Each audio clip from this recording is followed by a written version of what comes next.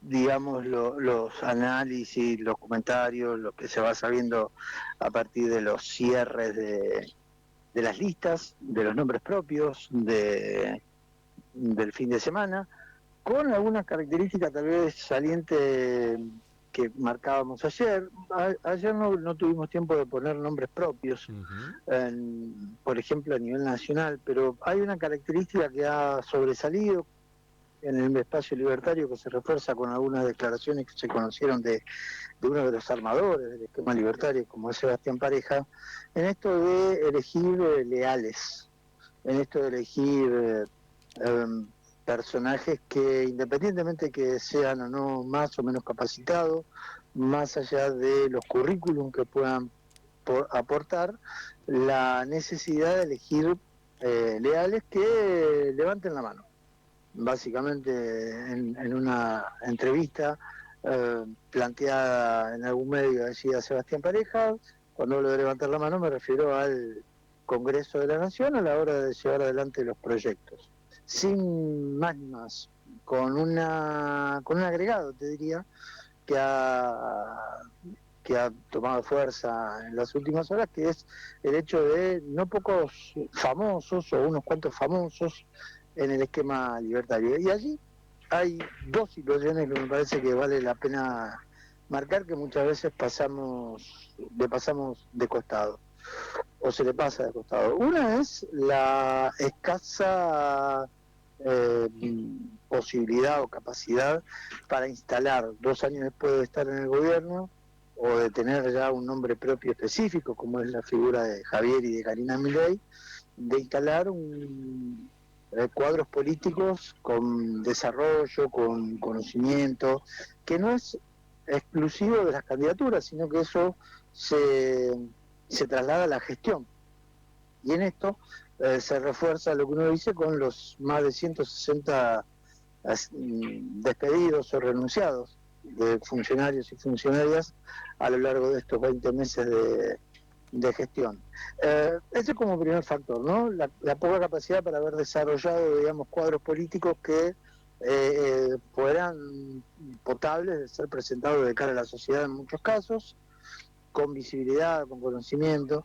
Y en el otro aspecto, la consecuencia o la segunda parte de eso, la vueltita de tuerca de eso, es la necesidad de que sean famosos. Y acá aparece una vieja conocida nuestra, como es el tema de la boleta única en la provincia de Santa Fe, que es el sistema que va a debutar a nivel nacional y que de alguna manera refuerza esta situación. Y fíjate cómo lo que nosotros ya tenemos aceitado en nuestra gimnasia de la ingeniería electoral santafesina, esto es de que en todas las elecciones aparecen candidatos efectivamente famosos. En algún momento hemos llegado a plantear la idea de la famosa patria movilera, por la cantidad de periodistas que integraban el Consejo de la Ciudad de Rosario. Fíjate cómo también acá empieza, o nos empezamos a acostumbrar a ver personajes sin el más mínimo recorrido de militancia política, con declaraciones contradictorias hasta hace 2 o 3 meses atrás, donde decían que no podían hacer alguna declaración en apoyo del gobierno o de la figura de Milei, más concretamente, pero que no querían saber nada con la política, y sin embargo terminan en cargos con una alta expectativa de poder efectivamente ingresar y convertirse nada más ni nada menos que en legisladores de la nación. Ciudadanos y ciudadanas que, si me apuras un poco, probablemente no sepan ni lo que es el trabajo de comisión, ni de cómo se arma o cómo se estructura un proyecto. Bueno, es lo que hay, es una característica, me parece, de lo que indudablemente viene, y aunque efectivamente del tema no se esté hablando, es algo que en el mediano plazo, a partir del ingreso de algunos personajes en el rango de legisladores que seguramente lo van a hacer, que aclaremos que tienen todo su derecho a participar, porque, insisto, son ciudadanos y ciudadanas legitimados legalmente para participar. Bueno, también aparecen los límites después a la hora de entender ciertos procesos, de los cuales ya la Libertad Avanza tuvo sus vaivenes, a recordar lo que fue la famosa situación, por ejemplo, de la diputada con los patitos en la cabeza, Arrieta, o nuestra coprovinciana Bonacci, con todo el escándalo de haber ido a visitar a represores detenidos que supuestamente habían ido para ver las condiciones de detenciones de estos venerables viejitos, por decirlo entre comillas. Miguel, te sumo otro punto. Ayer hablamos de los Dale. heridos, ¿no? De quienes podían expresar mañana algún tipo de voto.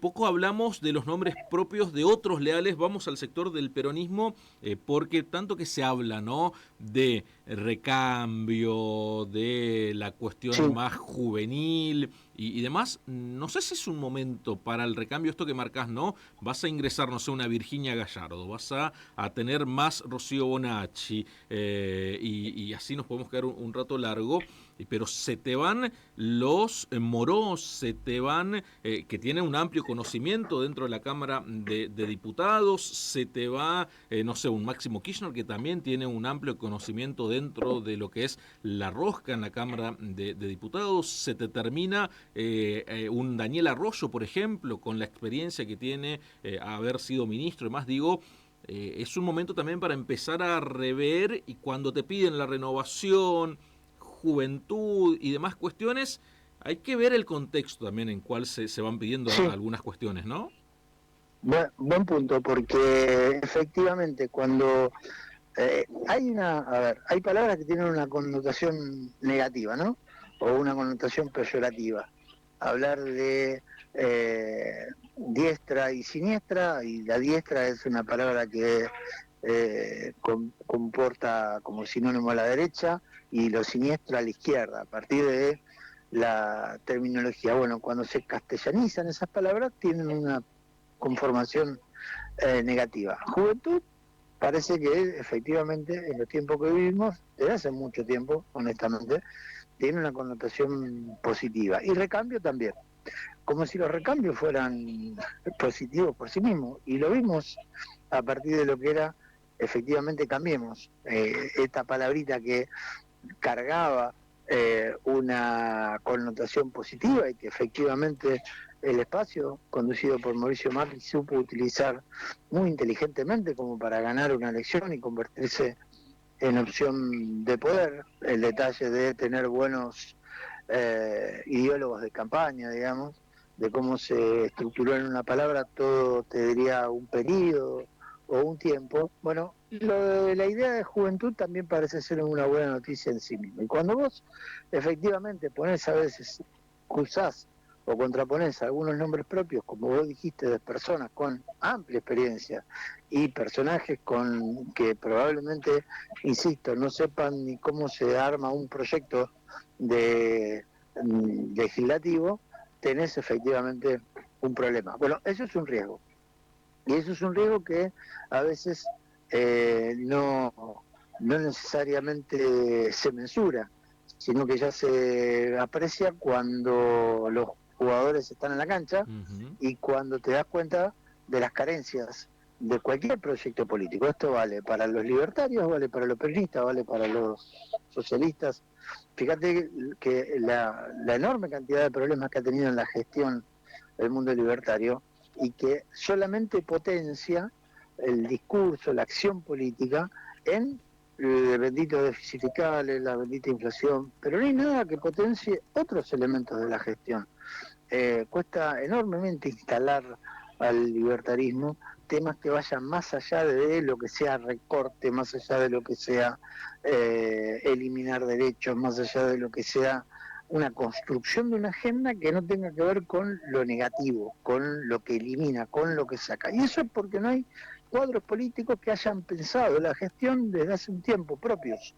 Sturzenegger no es uno propio, Sturzenegger es un personaje que se camufló, es un camaleón de la política, que fue en su momento, perteneció al gobierno de la Alianza, luego perteneció al gobierno de Mauricio Macri y estaba con Patricia Bullrich, y terminó haciéndose uno de los mayores libertarios de la gestión de Javier Milei.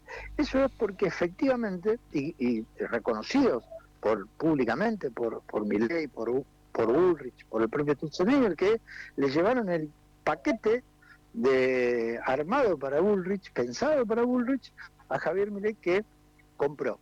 Entonces, en esa caracterización hay una serie de, en esa síntesis, hay un montón de cosas atrás que se juegan de gente sin experiencia, sin recorrido. Entonces, en muchas áreas las gestiones están planchadas, sin recorrido, y eso es porque no hay cuadros políticos con sapiencia, con conocimiento, con desarrollo, y hay mucha improvisación. Bueno, cuando se es joven también puede ser una virtud por la potencia, por el querer cambiar las cosas, pero también puede ser un efecto, puede tener un efecto negativo.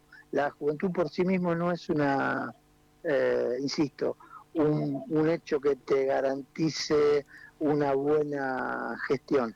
Está el ejemplo que pusimos recién de Cambiemos, y está el ejemplo cotidiano con un montón de funcionarios de tercera línea que uno no los conoce ni sabe para qué están, y que cuando se les repregunta desde algún lugar, efectivamente hacen mella. Bueno, en el Congreso puede pasar efectivamente lo mismo, pueden arribar personajes que renueven desde algún punto de vista positivo, pero también puede haber gente que te genere un retroceso. Lo que queremos decir con esto es que la juventud por sí mismo no te garantiza un éxito en tanto y en cuanto vos no tengas un proyecto político atrás, con gente que conozca, con gente idónea, y que en todo caso conduzca el proceso. Me quiero quedar en algunos nombres propios que se van de la Cámara de Diputados principalmente en un Sí, contexto muy pero muy complicado. Se te va Daniel Goyán, por ejemplo, ex ministro de Salud, sí, en un sí. momento en el cual estamos debatiendo la cuestión del fentanilo, por ejemplo, digo, ¿quiénes van a ir en ese lugar a discutir en el Congreso Nacional controles a la ANMAT, controles al Ministerio de Salud, controles Bueno, a la Agencia Nacional de Medicamentos? Y nos podemos quedar un rato largo hablando de otros nombres propios, de qué está sucediendo en el sector judicial, por ejemplo, en el sector gremial y demás, ¿no? tal vez sea momento de que los que sí vienen abajo ahí ocupen determinados espacios, y ahí sí eso se pueda transformar en un hecho positivo, si se quiere, en este espacio que van dejando algunos productos de, a veces los deseos personales, os digo, Carlos Heller, que también es un hombre propio con mucho recorrido y con mucha Se termina, trayectoria, es un sí, hombre de sí. 84 años. Es probable, yo no he charlado con Heller, pero es probable que Heller ya esté planteando, miren, yo para 4 años más no estoy. Pero digo, estoy hablando sin saber, estoy planteando la Sí, sí, situación sí, de sí, una sí. persona que tenga 84 años y que tal vez ya haya dicho, miren, no, hasta acá llegué porque esto me exige un trajín, una rutina que no, ya no quiero más. Por decir un nombre propio y podríamos decir otro. Entonces, a mí me parece que ahí es donde viene el desafío para, efectivamente, los que dicen que quieren ocupar espacio, para hacerse cargo de esas circunstancias. Tal vez lo que nosotros no estamos viendo, Julián, es que efectivamente en ese armado de determinadas listas o en ese recorrido haya personajes que se van a cargar al hombro de esa situación de reemplazar a los Moró o a los Heller o a los Arroyo o a los nombres propios que vos quieras poner en el caso de el peronismo. Creo que ese es el enorme desafío que tiene el peronismo, pero no solamente por lo que pueda suceder ahora con el recambio en la Cámara de Diputados, sino porque ese es el desafío que se le presentaba a partir de antes del 2023, sin el resultado de cómo cambiaba para reseducir o para enamorar a parte de la sociedad, y es el desafío que le quedó después del resultado electoral. En la previa y en el post, el peronismo tenía ese desafío porque había llegado a cierto agotamiento, a cierto límite, a partir de lo que había sido una gestión con enormes problemas por errores propios y por contextos que los condicionaron. Nunca se dice o muchas veces los propios cuando hablan de la mala gestión de Alberto Fernández se habla como si la pandemia no hubiera existido, o se habla como si la sequía que tuvo el país en el 2023 no hubiera existido. Digo, eh, independientemente de los errores internos, horrores internos de convivencia política, de algo que no se había resuelto probablemente desde el mismo 2019, y de la propia impericia del propio Alberto Fernández. Pero digo, ese peronismo, el que vos le ponés nombre propio, debía una rediscusión de muchas cosas para seducir, para reenamorar, perdió una elección a mí me parece que esa discusión ha quedado, si se quiere, producto de la necesidad de lo que expone y expresa Milei de ir del deterioro de todo, ha quedado de alguna manera un poco más escondida, si se quiere, y ese proceso de renovación que podría haber sido mucho más virulento, mucho más importante, puede venir un poco más aletargado. Pero recordemos, siempre lo decimos, los procesos políticos de recambio no son automáticos porque se produzca un resultado electoral. Los saco a Pierre de Juan, los pongo a Pedro o a Catalina.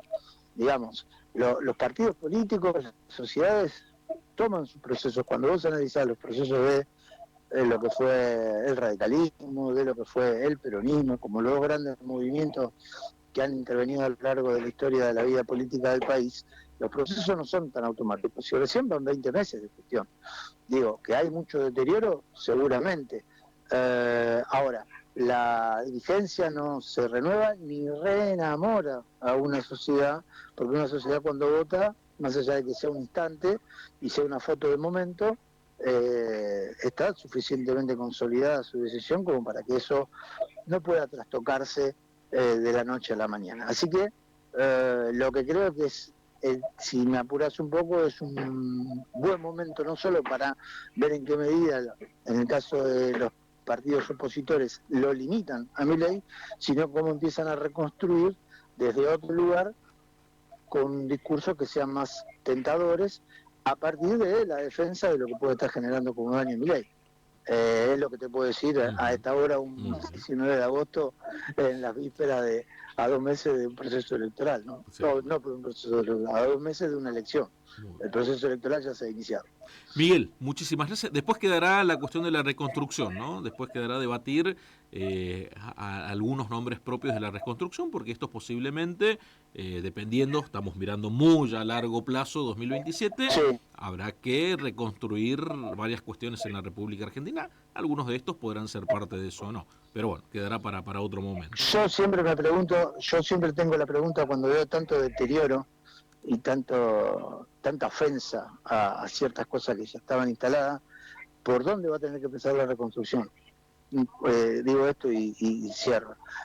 En el caso de las rutas, ¿qué rutas elegirías primero para reparar el día que esta gente deje el poder porque hubo una opción superadora que vea al Estado desde otro lugar? Porque vas a un estado donde todas las rutas empiezan a estar, la ruta nacional en un estado lamentable. ¿A cuál le vas a dar prioridad? Y así podés elegir en el tema de discapacidad, podés elegir en el tema de jubilados, podés elegir en el tema del Garraham, en todos los temas que están en la agenda hoy, en la universidad pública y en los que tal vez no tienen tanta visibilidad, pero que también tienen mucha demanda. Bueno, esto me parece que vamos a hacer un periodo de un enorme trabajo de recuperación de algunas cuestiones. Pero Miguel, primero al chancho para comerlo hay que cazarlo, estimado. Les mando un abrazo. Será hasta mañana. Pasaba el análisis político de Fundamentar de la mano del licenciado Miguel Hernán Gómez. Queremos saber qué sentís.